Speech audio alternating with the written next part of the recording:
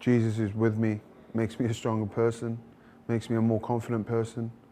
Not arrogant, but just know that whatever I do try and whatever I'm attempting to do, even if it doesn't come off, I'll always have God or Jesus to lean back on and be like, look, I know it didn't go my way, but there must be a reason. There's always a reason.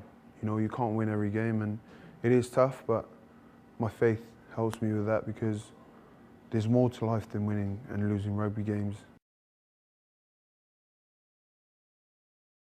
We lost to Claremont, and I was asking myself, or asking, why don't I ever win anything? You know, trophies. But I think I prayed a lot, and I talked to my mum about it, who's the minister herself, and she just says that if we become driven by trophies and winning and things like that, then our whole life just will change.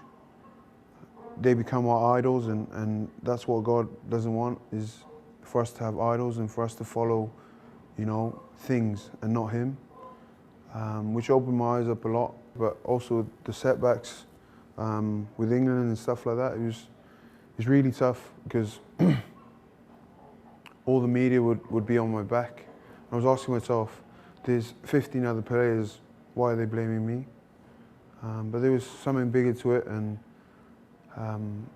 I came back stronger, but not because I got fitter, not because I got stronger, but because I went back to my faith, and I went back to what we'd been taught all our lives, and that was to, whenever you're playing, whatever you're doing, whether you've just woken up, just say thank you to God, because everything that we do have, or I feel like everything that I have right now has been given to me. Even my talent is a gift, and I know I have to work on it, but someone higher up has given it to me, so I just have to be thankful for everything that I have.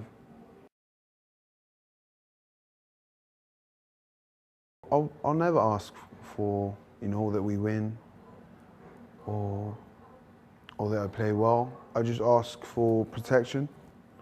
I think that's the biggest thing, and just that I have strength and the energy to do not only myself proud, but, you know, my family and everyone else proud. And then I just play the game.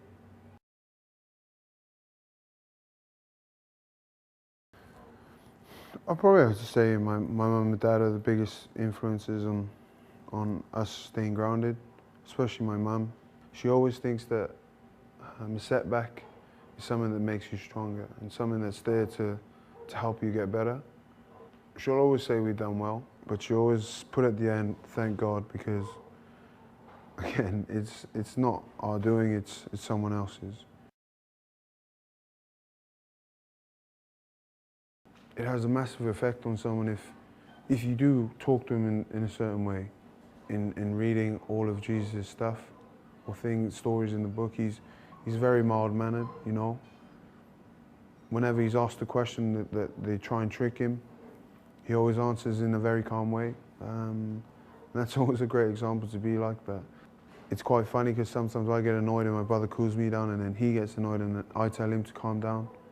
We tend not to shout at each other, we kind of just expect each other to work hard, and then everything else just comes.